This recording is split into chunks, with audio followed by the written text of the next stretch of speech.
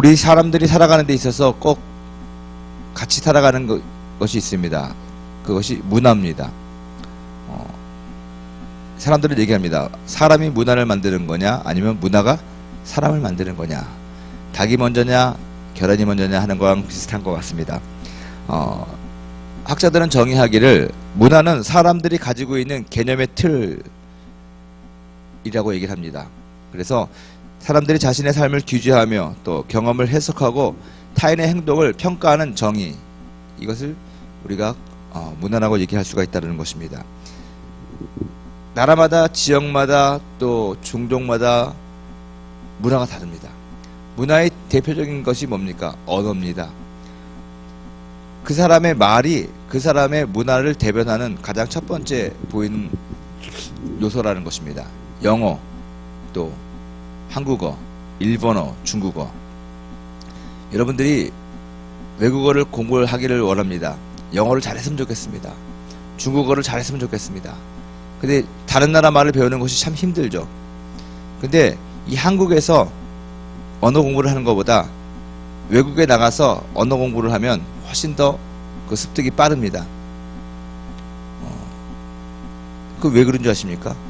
그들의 문화 속에서 문화를 경험하면서 그 언어를 체험하기 때문에 그렇습니다. 무슨 말이냐면 언어와 문화는 함께 가는 것입니다. 문화의 가장 대표적인 표현이 언어이기 때문에 언어를 배울 때는 그냥 말로서만 배우려고 하면은 그것이 잘 이해가 되지 않는데, 그 언어가 가지고 있는 그 문화적인 배경과 그것을 함께 우리가 이해하고 배우게 되면 훨씬 더 쉽게 알게 되는 것입니다.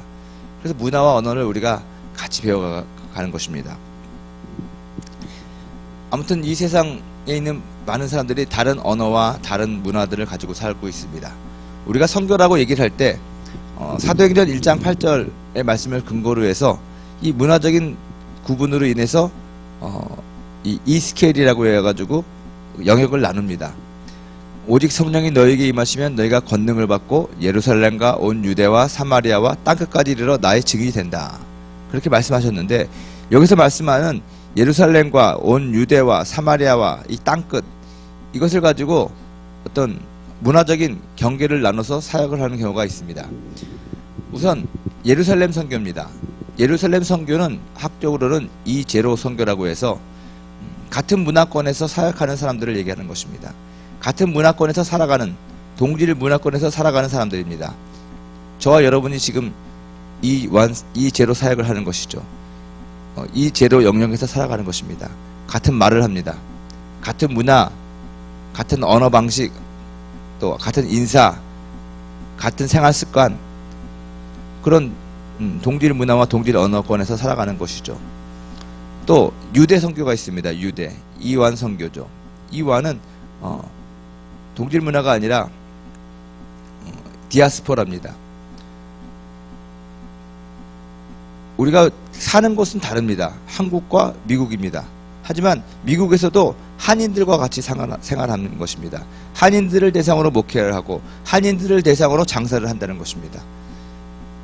미국에 살지만 같은 언어를 쓰는 사람들과 같이 생활하는 것이고, 같은 문화를, 같은 음식을 먹는 사람들하고 같이 살아가는 것이죠. 제가 LA에 살았는데 LA에서는 코리안타운이 아주 큽니다. 100만 명, 캘리포니아에 100만 명 정도 되는 한국 사람들이 살고 있는데 그 중에 약 80% 정도가 LA에 살고 있죠. 그러면 LA에서는 분명히 미국이지만 한국말로 살아가는데 전혀 지장이 없습니다. 면허시험도 한국말로 봅니다. 텔레비를 틀어도 한국 텔레비전이 나옵니다. 거기 경찰관들도 그 스페인 계통의, 히스패닉 계통의 사람들이 많은데 한국말을 얼추 합니다. 그래서 이런 경험이 있었습니다. 다운타운에서 월남국수집 앞에서 차를 대는데 그 미국에는 주차 위반하거나 차 파킹 잘못하면 벌금이 아주 셉니다. 그래서 자리가 옆에 나 있었지만 그래도 칸 처인데 돼야 되기 때문에 좀 기다리고 있었습니다. 깜빡이를 켜고 그랬더니 그 흑인 경찰이 왔습니다. 겁났습니다. 이거 나 딱지를 뜰래나 보다. 그랬더니 저한테 뭐라고 그러는 줄 아십니까? 아저씨 빨리 차 빼, 그러는 것입니다. 한국에서 외국 사람들이 그런 말 하면 그런가 보다 했는데, 미국입니다. 미국 있는데, 제가 미국 간 지 얼마 안 됐을 때였는데, 흑인 경찰이 오더니 딱 창문을 내리라고 했더니 아저씨 차 빼, 그러는데 참 새로웠습니다. 우리들이 교회를 하는 사람들도 미국에 가거나 일본에 가거나 중국에 가거나 세계로 가지만, 선교사로 가지만 거기서 사역하는 대상이 한국 사람들입니다. 한국 그 문화권에서 생활하는 것입니다. 이것이 바로 이완 디아스포라 교민 선교죠. 여러분들이 장사를 합니다. 여러분들이 사업을 합니다. 그런데 LA 가서 핸드폰 가게를 엽니다. 여러분들의 고객은 다 한국 사람들입니다. 중국에 가가지고 여러분들이 어떤 건축업을 하는데 여러분들이 하는 수주 만드는 데서는 다 한국 사람들입니다. 한국 기업들입니다. 이게 이완입니다. 완 사역을 하고 있는 것입니다. 외국에 살지만 그래서 영어를, 일본말을 한마디도 못하고 살아가는 사람들 많이 있습니다. 사마리아 선교가 있죠. 이투죠. 이투는 유사문화입니다. 여러분들이 만일에 러시아에 갔는데 러시아 사람들을 대상으로 사역하거나 러시아 사람들을 대상으로 장사를 하거나 그들과 사는 것이 아니라 고려인들을 통해서 합니다. 중국에 있는 조선족들을 합니다. 그 사람들은 우리와 국적이 다릅니다. 그리고 태어진 지가 너무 오래돼가지고 같은 핏줄인지는 모르겠지만 다른 사람이라는 것입니다. 한국말을 하긴 하는데 약간 좀 서투릅니다. 쓰는 단어가 좀 틀리기도 합니다. 하지만 우리가 지내는 데는 지장이 없습니다. 요새는 북한도 사마리아라고 얘기합니다. 북한과 우리가 헤어진 지가 지금 60년이 넘었습니다. 그러면서 같은 말을 쓰지만 많은 단어가 다르고 또 의미가 달라진다는 것입니다. 또 그들의 사고방식, 세계관이 다르다는 것입니다. E3 선교가 있죠. 그것은 초문화 선교입니다. 그야말로 문화와 언어와 모든 것이 다른 것입니다. 네팔에서 사역하는 것, 언어도 다르고 문화도 다르고 관습도 다르고 완전히 다릅니다. 아프리카에서 생활하는 것, 완전히 다르다는 것입니다. 하나님께서 우리들을 이 크게 네 가지의 영역으로 보내십니다. 선교사로서도 보내시고 또 평신도로서도 보내시지만 다 같이 그러한 그 영역에서 우리가 하나님의 뜻을, 하나님의 나라를 위해서 헌신하며 살아간다는 것입니다. 제가 왜 이것을 설명을 하냐면 여러분들도 한번 생각을 해보십시오. 특별히 내가 어떤 하나님으로부터 부르심을 받았는데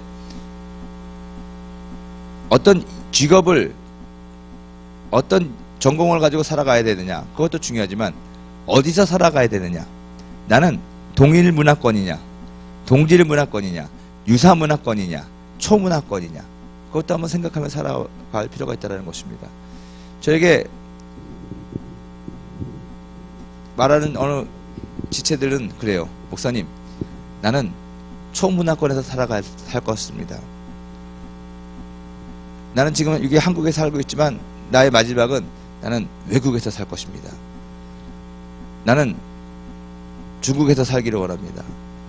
또 우리 청년들은 얘기합니다. 목사님, 나의 전공을 가지고 이 한국에서 돈을 벌고 취직해서 살아갔던 것도 의미가 있지만 나는 이왕이면 러시아에 가서, 나는 아프리카에 가서, 그리고 앞으로 지금 21세기는요 국경의 개념이 나라의 개념이 없어지는 것 같아요. 이제 여러분들은 한국 사람들을 대상으로만 장사를 하고 그들과 더불어 살아가는 시대는 이젠 지났습니다. 그야말로 지구촌이거든요.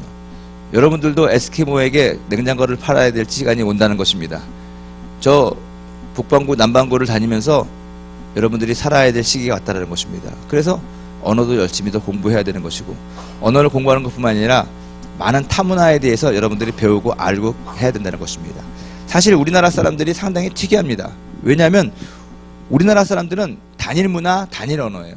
그래서 우리들은 모르지만 얼마나 많은 사람들이 보기에는 상당히 배타성이 강한 사람이라고 봅니다.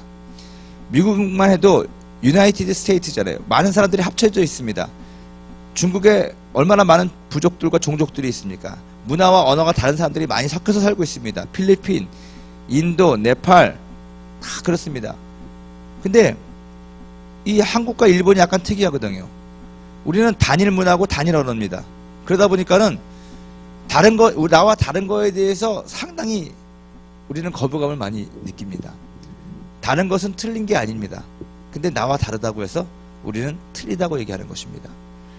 음식점에 가도 한 사람이 짜장면, 그러면 모든 사람이 짜장면을 시켜야지 거기서 짬뽕을 시켰다가는 눈치를 보는 그런 문화입니다.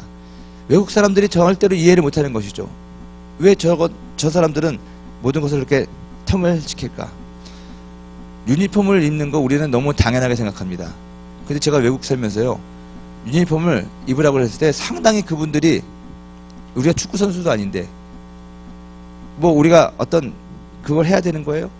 아, 내가 좋아하는 옷을 입었으면 좋겠는데 왜 율동을 똑같이 따라 하죠? 군인입니까? 뭐 그렇게 얘기가 나옵니다. 제가 학교 다닐 때 우리도 티를 하나 하자고 우리가 한국 사람들이 많으니까 건의를 했습니다.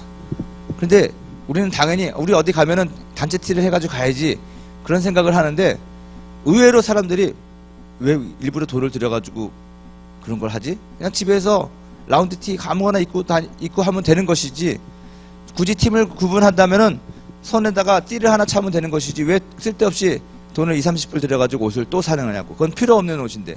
이 사람들 상당히 실용적이잖아요, 미국 사람들이. 그러면서 우리가 같은 팀이라는 것은 손에다가 리본을 하나 묶으면 되는 거지 왜 그걸 하냐고. 그렇게 반응이 있으니까 우리 한국 사람들은 이해가 안 되는 것입니다. 제가 지금 얘기하니까 여러분들도 이해를 못하는 식으로 보거든요. 그 문화적인 가치관이 달라서 그래요.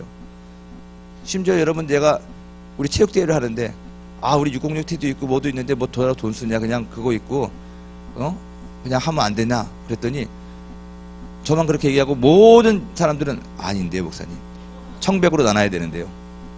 그래서 여러분들은 또 옷을 산 걸 제가 보았습니다. 우리는 이게 당연한 것 같은데 우리랑 다른 문화권에 사는 사람들은 이것도 상당히 이상하게 보는 것 중에 하나라는 것입니다. 우리가 알아야 될 것이 있어요. 우리가 선교 사역을 하든지 이 세상에서 어떤 뭐 장사를 하든지 사람들과의 관계를 할 때도요, 알아야 될 것이, 내가 어떤 문화권에서 성장하고 내가 어떤 문화의 옷을 입고 살아가느냐를 분명히 알아야만 됩니다.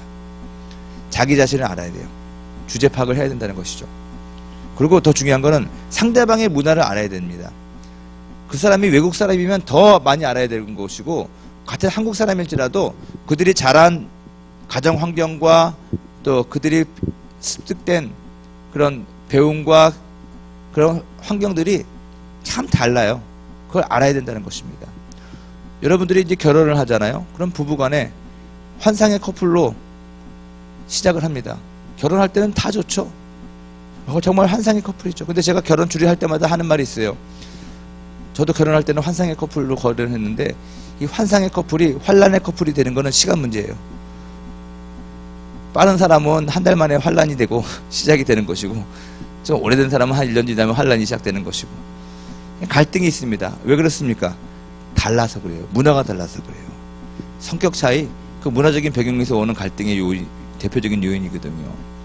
그래서 화성에서 온 남자, 화성에서 온 여자, 금성에서 온 남자인가? 그런 것이 있습니다.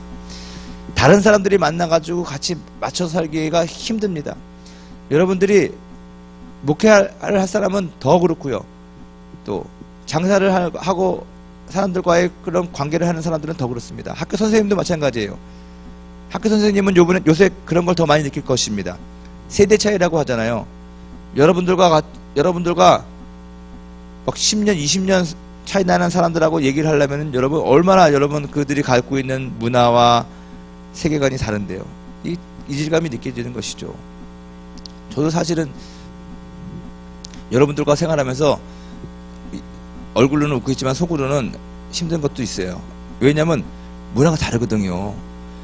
요즘에는 그래서 정말 뭘로 위로받냐면, 여러분들 때문에 우리 아들을 내가 이해할 수가 있게 됐어요. 왜냐하면 우리 아들하고 여러분들 푸뉴마 그 19기인가 하고 나이가 비슷하더라고요. 그러면은 내가 우리 아들한테 맨날 핍박했는데 여러분들은 내가 핍박을 못 하잖아요. 성도니까 이해하고 용납하고 용서해 주려니까 우리 아들 생각이 나더라고요. 그래서 얘를 이해하고 잘해줘야겠구나. 제가 뭐 그렇게 스스로 위안을 하고 있습니다. 달라요. 상대방에 대해서 잘 알아야 돼요. 이 사람이 어떤 배경에서 자랐는지, 어떤 놀이를 하고 자랐는지, 그리고 말을 들어보잖아요. 그러면 그 사람의 됨됨이를 알 수가 있습니다. 그 사람의 됨됨이는 뭐냐? 문화를 알 수 있다는 거예요. 근데 그 문화를 알고 나서 저 사람 틀렸다라고 얘기하면 안 되는 거예요. 근데 우리는 너무 틀렸다고 하거든요.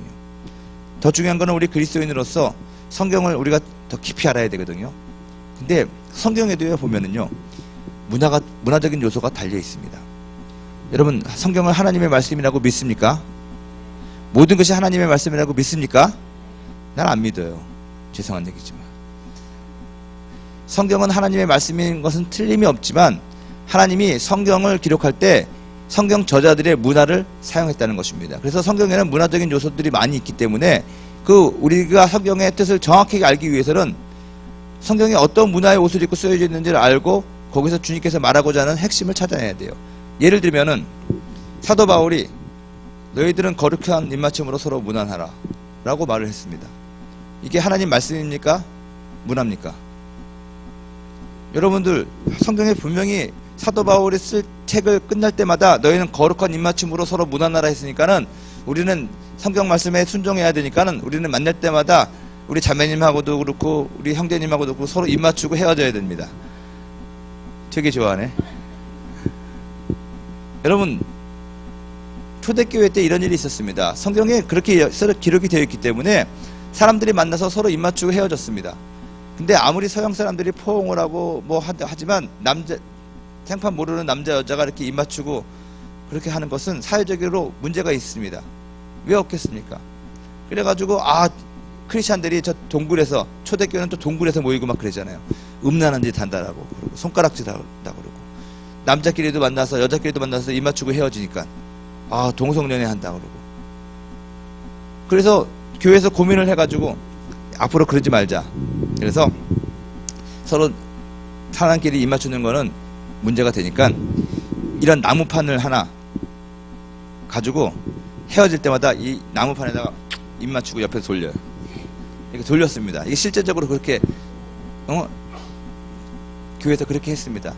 그랬더니 이것도 위생적으로도 안 좋고 이거 이상한 겁니다. 사람들마다 헤어질 때마다 이 나무판 가지고 입맞추고 옆으로 돌리고 입맞추고 돌리고 하니까. 그래도 그 사람들이 하나님의 말씀에 순종하려고 엄청나게 노력한 거죠. 우리 교회 초대 우리 그리스도인들이. 그러다가 몇 년도인지 내가 까먹었는데 그 니케아 회의 때인가 언제 결정을 내렸습니다. 서로 거룩한 입맞춤으로 서로 문안하라 이런 것은 하나님의 명령이 아니라 서로 이제는 그렇게 그리스도인끼리 서로 인사하고 격려하고 헤어지라는 것이구나. 근데 이것이 헬라 문화가 바울의 문화, 바울이 자기가 헬라 문화권에서 살았던 그 시대의 문화적인 인사법이 여기 기록되어 있는 것이구나. 그래서 그때부터는 적용을 했습니다. 어떻게 적용했습니까? 거룩한 입맞춤으로 서로 문안하라고 하는 것은 이런 문화권에서는 서로 사람들이 허그를 하고 서로 입맞춘다고 해서 입에다 입맞추는 것이 아니라 뺨에다가 이렇게 세 번씩 하면서 하는 것이 있어요. 요새도 그렇게 합니다. 중동에 가면은. 요르단에 가니까는 요르단과 이라크의 입맞춤이 틀리더라고요. 이라크 사람들은 2번 하고 요르단 사람들은 3번씩 하고. 근데 그들이 은혜 받으니까 진짜 입에다가 막 뺨을 부비고 그래가지고 얼마나 당황했는지 모릅니다. 한국에서는 그렇게 이렇게 인사하지 않고 가지런히 손을 모으고 은혜 받았습니다. 할렐루야 감사합니다. 이렇게 합니다. 또 서양 사람들은 악수를 하든지 허그를 하고, 우리 네팔 인도 같은 데서는 이렇게 합장을 해서, 우리는 불교식이라고 하지만 우리는 그 사람들은 이게 인사거든요. 감사 다냐바 자이모시 나마스테 그렇게 인사를 합니다. 이게 성경에 기록되어 있는 문화적인 요소예요. 그래서 우리가 성경을 공부를 잘해야 됩니다.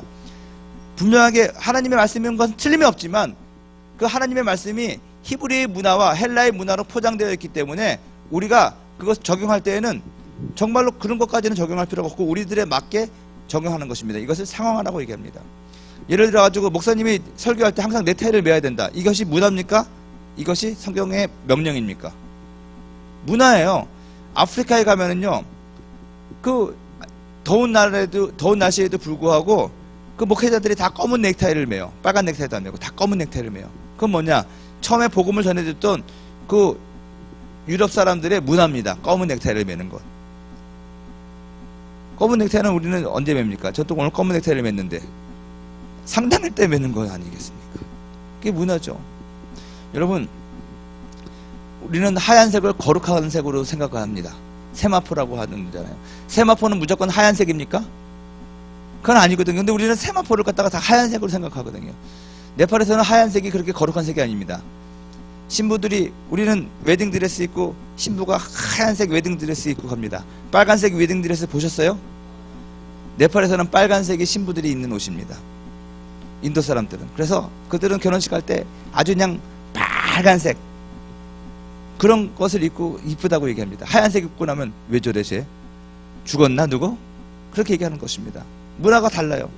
우리는 노래를 할 때 하고 막 그렇게 떱니다. 오늘도 우리 자매님이 잘 말도 못하는 노래를 갖다 너무 씩씩하게 잘 불러주셨는데 좋아요. 가사가 너무 좋아요. 나도 배우고 싶어요. 근데 우리는 막 성악하는 사람들이 하면 노래 잘한다고 합니다. 은혜 받았다고 그러고. 근데 아프리카에서는요, 목소리를, 여자들이 떠는 목소리가 안 되는 거예요. 실제적으로 우리 교수님 한 분이 성악가였거든요. 그래서 그분이 케냐에서 22년인가를 살았는데 교회를 헌당했어요. 근데 그 집안은 음악가 집안이에요. 그래서 부모님은 상당히 유명한 그 성악가였어요. 그래서 그 부모님이 오셔가지고 특송을 한 거예요. 헌당할 때, 교회 예배당을 헌당할 때 하고 했는데 사람들이 감동을 안 받고 나중에는 키득키득 웃기 시작하는 거예요. 그래가지고 아주 그게 이상하게 됐어요. 분위기가. 나중에 그 케냐 여자들이 웃은 이유를 알았어요. 케냐에서는 여자들의 목소리를 하고 막 떠는 거는 남편이 죽었을 때만 그렇다는 거예요. 그들은 그냥 생소리, 막 하는 소리를 내지, 하고 막 바이브레이션을 내가지고 막 목소리를 울리지 않아요. 남편이 죽었을 때는 그들이 하고 막 우는데, 교회를 헌당하는 그날, 그 여자가 하니까는 웃기잖아요, 이거는요. 문화적인 것이 달라서 그래요. 여러분, 성경에도 그러한 문화적인 요소들이 많이 있기 때문에 우리들이 성경 공부를 통해서 우리들에게 제대로 잘 적용을 시켜야만 된다는 것입니다. 많은 문화적인 요소가 있어요. 우리가 은혜 받으면 뒤로 자빠지고 쓰러진다. 그런 것이 있는데, 여러분, 한국 문화에서는 쓰러지는 것이 아니거든요. 근데 외국에서는 쓰러지는 문화가 있어요. 그런 것들은 우리가 잘 판단하고 우리들에게 적용을 해야만 한다는 것입니다. 문화와 문명은 다른 것입니다. 인도, 네팔, 방글라데시 사람들이 가난하고 근대화가 되지 않았다고 해서 문화가 없는 게 아닙니다. 문화는 우리나라보다 훨씬 더 오래됐습니다. 문명화가 덜 된 것이지, 근대화가 덜 된 것인데, 우리들은 그래요. 이 한국 사람들이, 단일 문화권에 살고 있는 사람들이 좀 착각하는 것 가운데 하나가 뭐냐면, 모든 것을 자기 중심으로 생각하거든요. 다른 거에 대한 배려를 안 하니까. 그래서 우리가 금세 그냥 고속적인 경제 성장을 하고 막 그랬잖아요, 한국 사람들이. 그러다 보니까 우리 알지 못하게 우리도 없는 사람에 대해서 좀 게을러 보이는 사람한테 막 무시를 하는 거예요. 새벽 예배, 여러분, 동남아에서 새벽 예배 드리기 어렵습니다. 그 문화적인 패턴이 달라서 그래요. 그걸 갖다가 아니야, 무조건 새벽 예배를 갖다가 일률적으로 재가지고 하는 것은 무리가 있습니다. 여의도 순복음교회가 성장한 것을 그대로 배워가지고 벤치마킹하면 성장합니다 해가지고 수많은 외국 선교사님들이 벤치마킹을 했는데 성공한 데가 별로 없습니다. 왜 그런 줄 아십니까? 우리 여의도 순복음교회가 성장한 그 원리를 알고 그 원리를 자신의 문화와 상황에 맞게 적용해가지고 한 사람은 성공했지만, 우리도 남성교회, 여성교회들이 한복을 입었으니까 우리도 한복을 입고, 우리도 새벽에 있으려니까 새벽에 한다. 이게 잘 안 되는 거거든요. 그들의 문화적인 어떤 그런 타임 스케줄이 안 맞거든요. 감사하게 저는 그 네팔에서는 새벽 기도가 성공했습니다. 왜냐하면 네팔 사람들은 새벽형 인간들이에요. 새벽에 일어나서 그 신에게 종교 의식을 하는 것이 일반화가 되어 있습니다. 그래서 상당히 그것이 쉬웠습니다. 근데 동남아시아라든가 그런 데서 태국 그런 사람들에게 새벽에 일어나가지고 한다. 그러면 안 됩니다. 왜 그런 줄 아십니까? 새벽은 귀신이 나오는 시간이기 때문에 예불을 안 드려요. 이 태국 사람들은요. 무슨 말인지 이해가 되시죠? 그들의 세계관 가운데 귀신이 나오는 시간인데 철야 예배를 드려야 된다. 그러는데 밤 11시부터 2시까지의 시간은 귀신이 가장 왕성하게 행동하는 거기 때문에 사람들이 그때는 뿌자라든가 그런 거 안 드려요. 그게 아주 고정관념이 되어 있는데 우리는 그 시간에 일어나가지고 기도하는 거예요. 그러면 저 사람들은 귀신에게 기도하는구나. 그렇게 한다는 것이죠. 물론 성령의 역사하셔가지고 그런 걸 모든 걸 다 없애게 되겠지만 우리가 지금까지 살고 익숙해져 있던 문화를 무시하고 우리가 그렇게 하는 것이 나는 지혜롭지 않다고 저는 생각합니다. 여러분들도 마찬가지입니다. 청년들도 마찬가지예요. 청년의 문화적인 어떤 배경과 그런 것을 알아야 되는데 그렇다고 해서 무조건 이 사람들이 나쁜 문화 속에서 살아가고 있는데 그것을 인정하라는 것은 아닙니다. 우리가 잘 계도하고 비판해 줘야 된다는 것입니다. 바르게 바라잡아야 된다는 것입니다. 사탄적인 문화가 있어요. 인도에서의 순장제는 뭐냐면 남편이 죽으면 멀쩡히 살아있는 부인도 같이 죽이는 거예요. 남편이 사고를 당하잖아요. 죽었어요. 그러면 아내가 아직도 젊고 너무너무 건강한데 남편이 죽었으니까 같이 죽어야 돼요. 그래서 죽여요. 생매장을 해요. 그게 순장제예요. 그게 오랜 전통이고 문화였어요. 그건 나쁜 문화고 사탄적인 문화니까는 그건 없애줘야 되는 거잖아요. 티베트에서 살고 있는 사람들은 일처다부제예요. 그 여자가 귀해서 그런 것도 있지만 한 자매님한테 형제가 항상 같이 장가를 가요. 그래서 두 사람이 이제 형 동생이 같이 이제 한 자매님하고 같이 사는 것이죠. 그게 이제 문화예요. 그게. 그리고 옛날에도 성경에도 그런 문화가 있었어요. 형이 죽으면 동생이 그 형수님을 돌봐야 되는 거예요. 남편으로서. 그런 것이 있었는데 그게 잘못된 문화거든요. 그런 건 이제 계몽을 시켜줘야 되는 거예요. 우리 아이들이 가지고 있는 문화들이 잘못된 것이 많이 있거든요. 계몽시켜줘야 된다는 거예요. 여러분들 젊은이들이 가지고 있는 문화적인 것이 있는데 우리들은 올빼미 형이고 낮에 아침에는 잘 못한다 뭐 이런 속설도 있잖아요. 근데 제가 확신하는 것은 우리 청년들도요 새벽 시간을 이용하면 그게 훨씬 좋기 때문에 지금 바꿔주고 있는 것입니다. 저녁 시간에는요 그 저녁에 안 자고 아침에 늦게 자고 이거는 별로 좋은 습관이 아니고 우리 한국적인 상황에서 여러분들이 성공적인 인생을 살려면 여러분들의 그 타임 스케줄을 바꿔주는 것이 좋아요. 한국 새벽형입니다, 여러분. 한국의 CEO들, 성공한 CEO들 보면은요, 다 새벽에 일찍 일어나가지고 새벽에 다 끝내요. 12시 이전에 자기가 할 일을 다 끝내고 오후에는 자기 개발하고 그러는 거예요. 오늘도 우리 원로 목사님 스승의 날이라고 인사하러 갔는데 새벽 4시 반부터 기다리고 있었습니다. 우리 원로 목사님은 은퇴하시고 별 할 일도 없는데 매일 새벽 4시 반이면 출근을 하는 거예요. 새벽형 인간이죠. 그리고 12시 되면 업무 할 거 다 끝나요. 그리고 오후에는 운동하고 요새도 언어 공부한다고 얘기를 들었습니다. 나이 70이 넘으신 분이 언어 공부를 하고 그리고 일찍 주무시고. 여러분 종교인뿐만이 아니라 정말 큰 회사를 운영하는 사람들도 보면요 조찬 모임이 유행이에요. 요즘에는요. 여러분들 아시잖아요. 어떤 사람 만나려면 아침 시간에 만나가지고 아침 먹으면서 회의하고 아침 시간에 하는 것이고 오후에는 자기 시간을 갖고 자기 개발을 하고 막 하는 거예요. 그렇기 때문에 저도 여러분들에게 새벽을 강조하는 것입니다. 이 새벽 기도를 통해서 여러분들의 어떤 생활 습관이라든가 그런 것이 변하는 것이죠. 아무튼 여러가지 이런 문화적인 요소를 우리가 염두에 두고 이것을 잘 알아야지 하나님에 대해서도 깊이 바르게 알 수 있는 것이고 여러분들이 이 세상을 살아가는 데 있어서도 목회 사역을 하는 데 있어서도 더 훌륭한 성과를 얻을 수 있다고 저는 믿습니다. 마지막으로요 중요한 것은요 문화는 두 가지 요소가 있어요. 하나는 겉으로 보이는 표층 구조고요 안으로 보이는 심층 구조거든요. 근데 겉으로 보이는 것은 뭐 언어와 어떤 인사법 그런 것들이 표층 구조죠. 그런 것을 보고 우리는 눈에 보이게 아 나랑 문화가 다르다라고 얘기하지만 더 중요한 거는 우리 안에서 생각하고 있는 심층 구조예요. 그게 가치관입니다. 그걸 세계관이라고도 얘기합니다. 우리가 어떤 일을 하다 보면 장벽에 부닥칩니다. 문화적인 어떤 표층 구조에 맞닥뜨리는 거죠. 선교사로 살고 싶은데 언어가 안 되고 그 나라에 살고 싶은 비자가 안 나오고 여러분들이 사업을 시작하려고 하는데 돈이 없고 사업자 허가가 안 나옵니다. 동역자가 안 생깁니다. 사무실이 안 구해집니다. 이건 다 장벽입니다. 여러분들이 살아가는 데 있어서 버텨치는 장벽이에요. 눈에 보이는 표층 구조입니다. 근데 그 장벽을 넘어간다고 해서 모든 일이 해결됩니까? 협곡이 기다리고 있어요. 장벽을 넘었더니 이 협곡이 있는데 정말 힘든 것은 이 협곡이라는 것입니다. 이게 심층 구조입니다. 팀이 구성이 되었습니다. 사업자하고도 받았습니다. 가게도 인테리어도 잘했습니다.